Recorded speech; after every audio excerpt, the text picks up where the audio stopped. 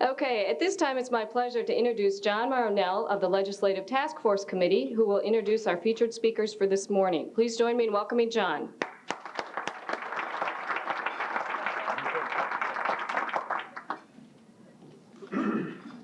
Thank you, Mary Claire, and welcome everybody.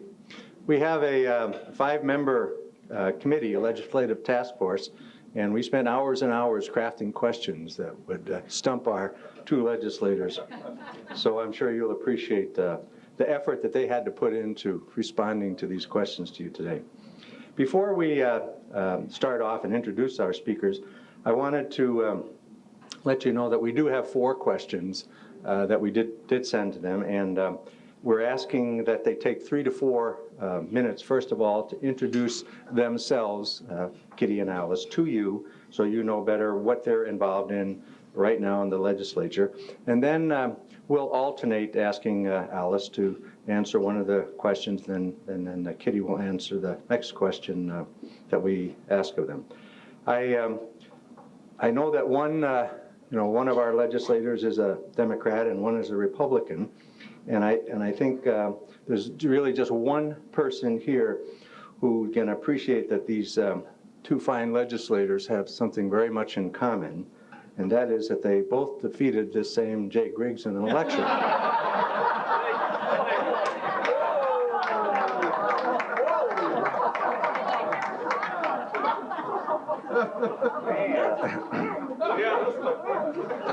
Now, Jay, who's sitting right here in front of me, is one of my golfing buddies, and I can verify how he used to be how he feels.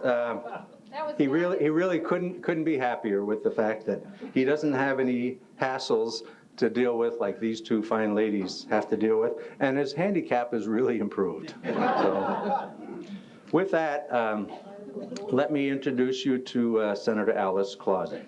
Senator Clausing represents us in the 10th Senate District, which includes all portions of Burnett, Dunn, Pierce, Polk, and St. Croix counties.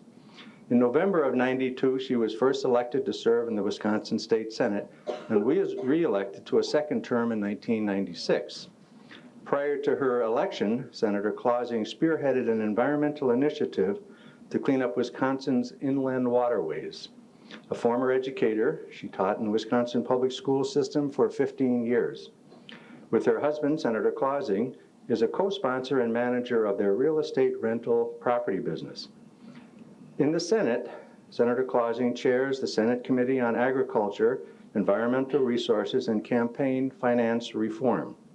During her tenure, she has chaired and served on a number of other committees and commissions dealing with senior issues, rural affairs, child abuse, education, and the environment. Please join me in welcoming Senator Alice Clausing.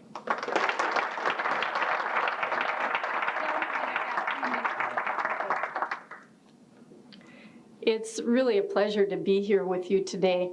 My home is in Menominee, and my husband and I have 2 children. One is a senior in high school, and the other one is a midshipman at the U.S. Merchant Marine Academy, which is in New York. And presently, she's bobbing around in the North Atlantic on her 4-month sea duty. So in the future, she will either be a pilot of a large ship or probably go into pilot training, because we're all pilots in our family. We love that. It really is a pleasure to be here with you today. I started out this morning waking around 5:30 trying to get out of Madison in the beginning of a snowstorm, and finally when I got to Toma, the roads were good, so I knew I'd make it for sure. Following this meeting, Kitty and I will be going to a meeting with some interested parties concerning natural resources, Rule NR 118. It's concerning the Lower St. Croix Riverway standards concerning shoreline zoning. And so we've got a full day ahead of us today. For those of you who got your rebate check recently, and if you didn't, I'll give you my 800 number at the end, and we can help you out with that. But in January, the Fiscal Bureau recalculated the revenues for the state of Wisconsin and found that we had $380 million more dollars. And so, of course, the debate before us, and we only have 1 month of session left before we break up and starting on that campaign. This is the year. There will be an opportunity in May to come back and finish up all of our business. So the issue at hand is what we call a mini budget. Back in 1981, there was an actual procedure to go through in dealing with these revenues, and it's now called the mini budget. And after the checks were sent back, people realized that it may not have been the best thing to get those checks back, because what it did was it eliminated the property rent tax credit. As you're filling out your income tax form this year, you'll notice that that's not on there. And so that's one of the major portions of the mini budget that passed the state Senate. Along with that, I've been having listening sessions throughout the district, and it's amazing how the retired people have been coming in large numbers, concerned about what's going on with their pharmacy bills. After the age of 65, about 75% of the people that use pharmacies are used by the elderly. And prescription drugs have increased over 100%, 111% over the last 8 years. And if any of you are on some of those medications, to have one prescription cost $100 is not unusual. The governor also recognized this issue in his State of the State address. So I think that a prescription drug program for the elderly will be part of the mini budget. And of course, education is always important. One of the things that is in the mini budget, there are lots of things, I'm just taking some of the top issues, is the SAGE program that will lower class sizes, the K through 3 class sizes.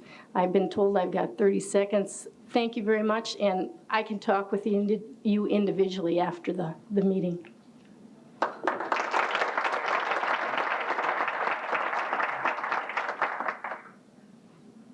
Thank you, Alice. Representative Kitty Rhodes is serving her first term in our state as a state representative in the 30th Assembly District. Kitty, as many of you know, is a fourth-generation resident of Hudson. Professionally, Kitty also began her career as a teacher and moved into the private sector with her husband and started their own private business. Representative Rhodes was a director of the Hudson Area Chamber of Commerce from 1991 to 1996. She left Hudson to run the Suburban Chamber of Commerce in Minnesota. In her first term, State Senator Assembly Kitty Rhodes has been named as the member of the committees that include education, rural affairs, forestry, land use, and conservation. Would you kindly help me in welcoming Kitty Rhodes to our day?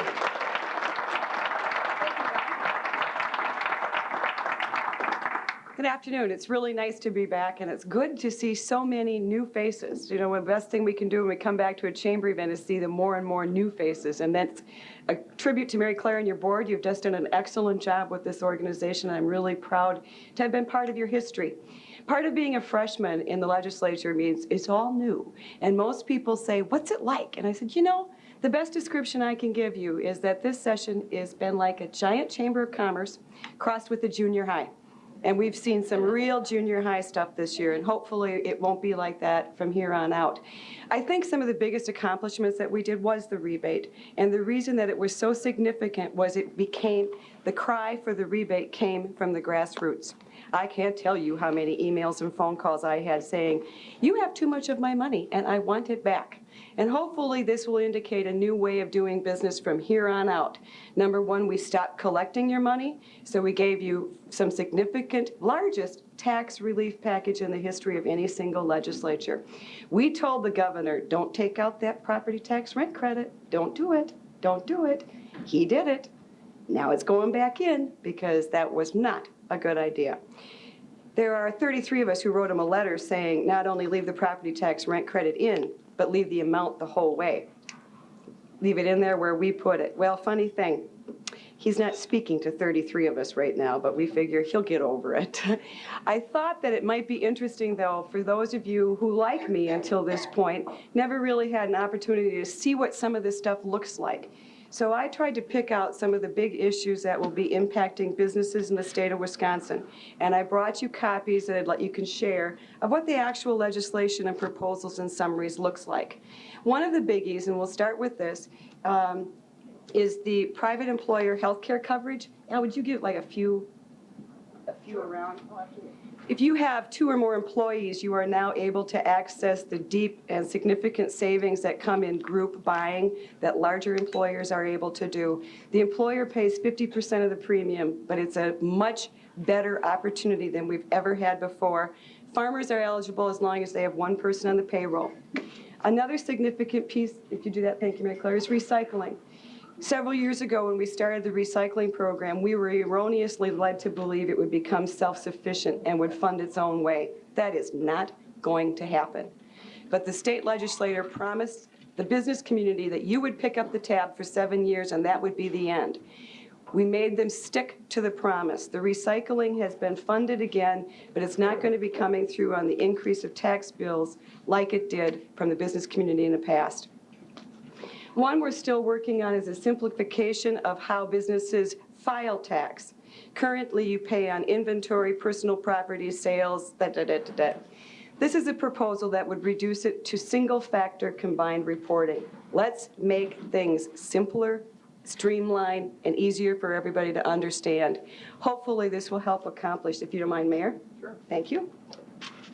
And last but not least is a new proposal that we've worked very, very hard on in just the past few weeks, and hopefully it will be going through the Senate soon. One of the most critical factors to our economic success, which is also our quality of life and all the other things that we value, is keeping our workforce well-trained and competitive in the ever-changing market. It's a sorry day when someone comes home and has lost their job because they didn't have the skills needed. No one could afford to retrain them, and so they had to replace them with a younger student.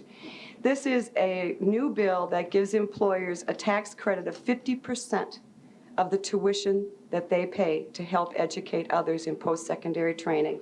This will be a significant role in helping Wisconsin address this new global economy. And so take a look. I think they're pretty interesting, and it gives you an opportunity to see what the actual format looks like.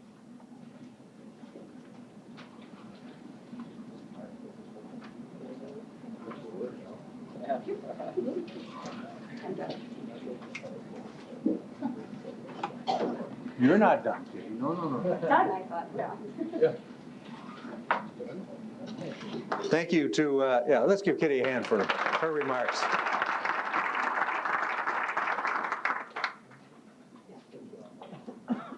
Okay, what we wanted to do is, as I indicated earlier, we sent 4 questions to the 2 legislators that we think are issues that are involving us in our area or in our state. That we thought you would be, as chamber members, would be very interested in getting a response from. We're asking each to give us a 2-minute response to these questions, and then we have a follow-up question or 2. The first question I'd like to ask Alice to respond to, and it is that a major issue which is currently in the forefront in our community is the Indian gaming question. In your opinion, is it appropriate for Hudson to have an off-reservation gaming facility?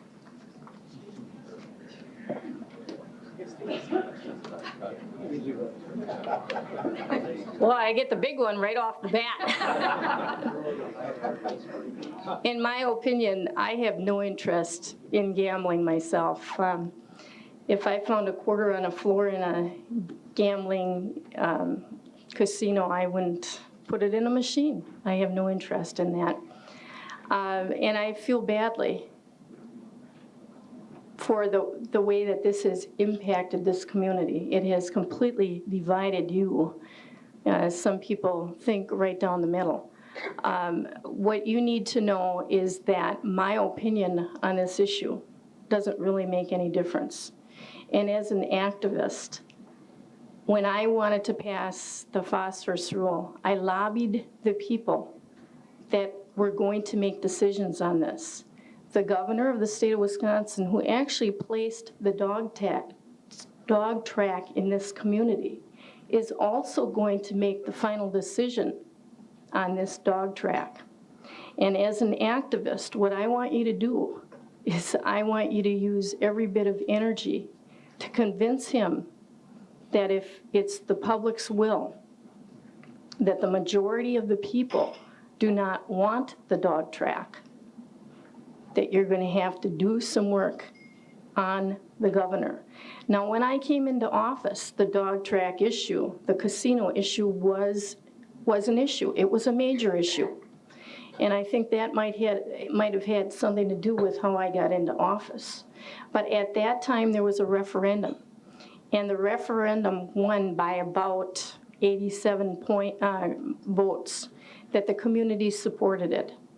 And so, as I said, my opinion doesn't make any difference on this issue. But I would encourage you that whatever your opinion is that you lobby the person that is actually going to make the decision on this issue. Thank you. Alice, if you stay just for a moment, I'm not going to let you get away with that, nor will I let Kitty get away with that, by the way. A follow-up question to this is, if the governor asks you, what advice will you give him with regards to this casino? What are you going to tell him? Because he might ask you, and it's important that we know that. I'm going to say that it's a very divisive issue in this community, and that somehow he's going to have to determine what the majority view is. If that's how he has to make his decision as to who wants what and who the majority is, it seems very appropriate that he make every effort he can to find out what the majority opinion is. Currently you're in the middle of a lawsuit, and that to me has made it even more controversial because this community stands to lose even more as far as this lawsuit is concerned. And so it's very difficult for anybody to say where the majority opinion is. And perhaps what I would do is to suggest to him to have a referendum. If that's how he's going to make his decision, he needs to have a clear view as to how the people in this community feel. Thank you. Kitty? And I think it'd be easier if we move over here. Thank you. I have to be very honest with you. This is I am so sick of this topic, and I know you all are too. 10 years of my business life has been spent discussing this, and I surely would like that it goes away. But I don't want it to go away because it dies a natural death. I wrote to the governor. I told him exactly what I think. I told him that this is a local land use issue, and you elect your local elected officials to make those decisions for you. That this should be made by the county board, the city council, and the mayor. If one of those three does not agree, that's a no. You don't have an approval, that's the end of it. You've elected talented leadership to do that. You elect me to tell him what we think. That's it. This is a decision that should be made by our community. We should be able to do it within the processes that have been developed, follow the system, and let our elected officials decide what the future of our community is. Did I get away with that? I guess you did.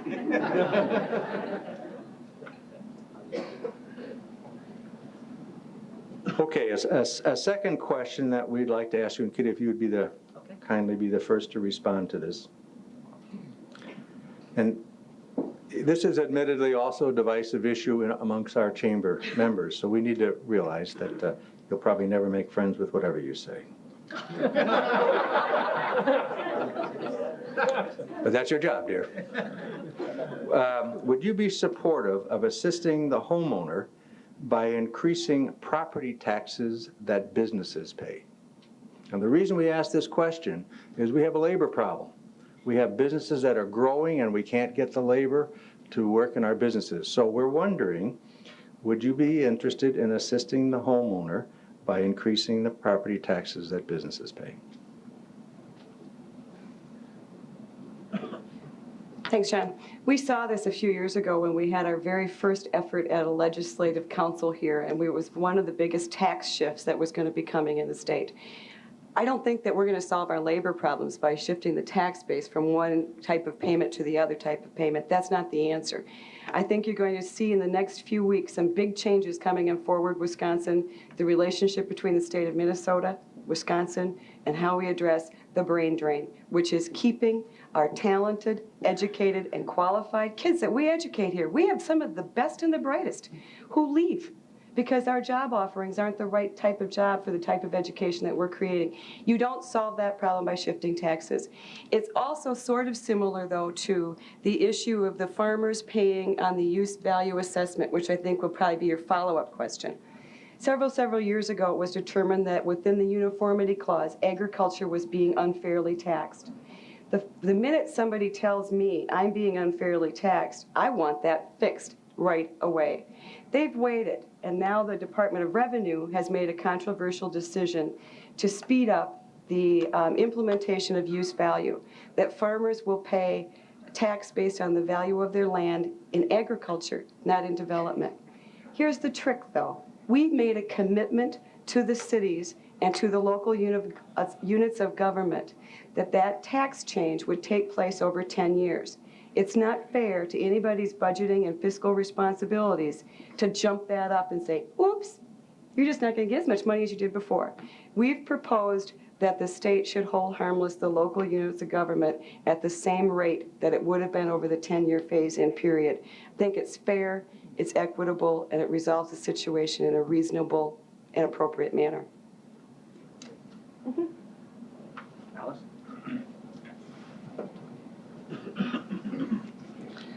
What we're really talking about here are property taxes that support education.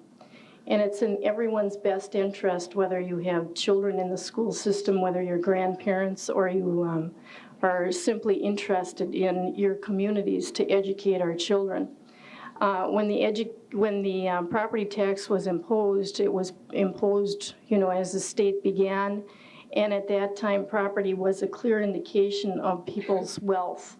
That is no longer true today, and it's especially true to people who are on fixed incomes. And I think that, this is especially true in this community where you have a huge growth in population. I think we have to look at really how we fund our schools, and I think that there are perhaps better ways to do it. And I've always said that if I have income, I'm willing to pay. And so I think that we have to really decide whether the property tax is appropriate for funding schools and your local community needs. So that's one thing we have to do. Another thing is that until we do change that structure of how we find our money to support our schools and our communities, I think we need to look at some of the higher costs of funding our schools. And in the case of special education, which is the biggest price tag that we pay for, I believe that the state should be picking up more of that. A number of years ago, back in the 70s, the uniformity tax was changed to allow manufacturing and equipment to have an exemption. And that's really why the property owners are feeling a lot of stress. And so it's not unusual to think of targeting property taxes to relief to property tax owners, but putting it on the back of business, I don't think is the answer. Thank you very much.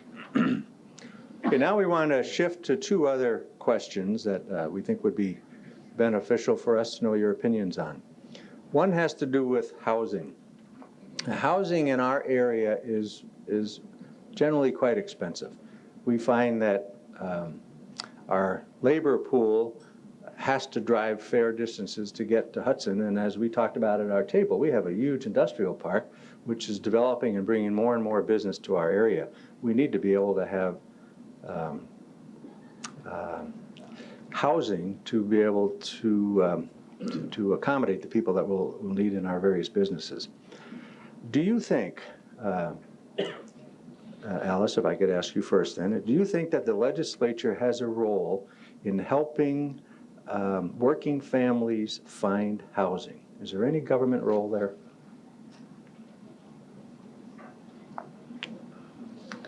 think it's just like the casino issue.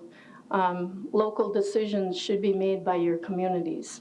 And whether you have low-income housing is really up to you. And I understand that a couple years ago, the banking community and other interested parties got together to address this issue, and because of lack of interest on the part of the community, it has not happened.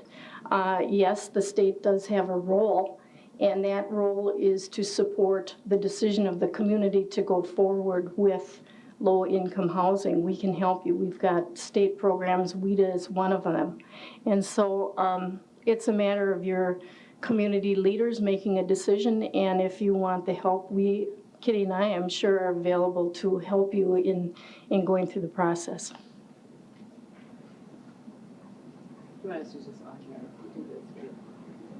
Thanks. This must have been a real hot topic because my son, who's a senior in high school, came home just fired up about this. They must have had the same conversation in their government or law class recently. I believe the legislature's job is to make sure that the programs for assistance for these types of housing is available, that they're well-funded, that the programs work, and that the local units of government know what's available, how to use them, and what the terms are. It's not our decision to make you decide to use them. That's up to each community. I know that the study that we did several years ago on the labor shortage facing manufacturers, housing was one of a many-pronged problem or reasons why we were having trouble getting people to drive in to come to work in Hudson. If you want to access the programs, that's our job. Make sure they're there, make sure they're funded, make sure they work. And it's up to the local units to decide how to use them. Thank you. Now, the last prepared question that we wanted to ask you to share your opinions with us has to do with the Green Bay Packer Stadium. Now, either this is an East State, West State issue, or it's a purple gold or a green and gold issue. We're not sure which one this is. But the question is this. The Green Bay Packers have plans to either build a new stadium or do a renovation to their current stadium. Do you support a statewide tax to help build the Packer Stadium? Kitty?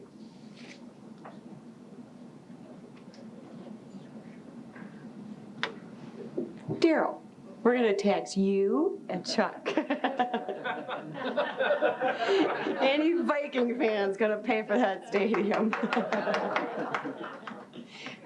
This whole Packer thing, the Packers are running around the Capitol like crazy, and I went to one of the meetings where they were explaining the proposal, and I said, you know what? I'm undecided. I'm not using tax dollars. That's a given. One of the original, and this proposal changes by the hour. It's like talking to a chameleon. Oh, it's not like that anymore. It's a little bit different. One of the proposals had $9.5 million of transportation money for infrastructure, meaning roads and bridges. Okay, we build roads and bridges here that everybody can use. I can kind of understand that argument. But then there was road, bridges, comma, parking lot. Well, not a parking lot. If I don't have a ticket, I'll never be able to use that Lambeau Field parking lot, and I'm not going to pay for it. I'm sitting back telling the Packers, I'm listening. Bring me the final proposal. But if it uses state tax dollars to enhance the project, I am probably not on board, because that is not what you pay your dollars for. Sell bricks. You know, I'd be happy to have Rhodes' family paid $50 for a brick. I may never get into Lambeau Field, because I'll probably never get a ticket. I did tell them also that if they could guarantee that everybody in western Wisconsin would get one shot at a Packer-Viking game in Lambeau Field, they might have a little bit better chance. But no, I don't support tax dollars for a stadium.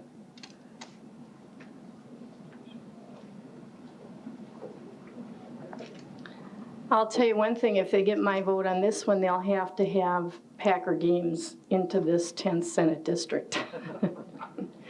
The Brewers Stadium issue was no different than this one, and legislators are very skittish about how they're going to vote on this. I'm here to hear your opinion and direct me as to how you want me to vote.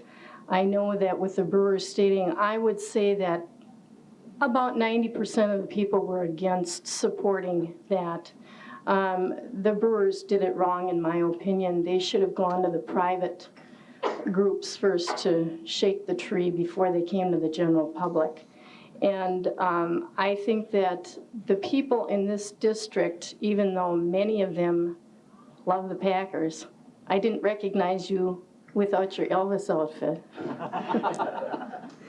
But I think that although, many people here support the Packers, the issue is how we use taxpayer dollars. And many of them are saying, we've got seniors that can't buy their prescription drugs. We have schools that have programs that are not being funded.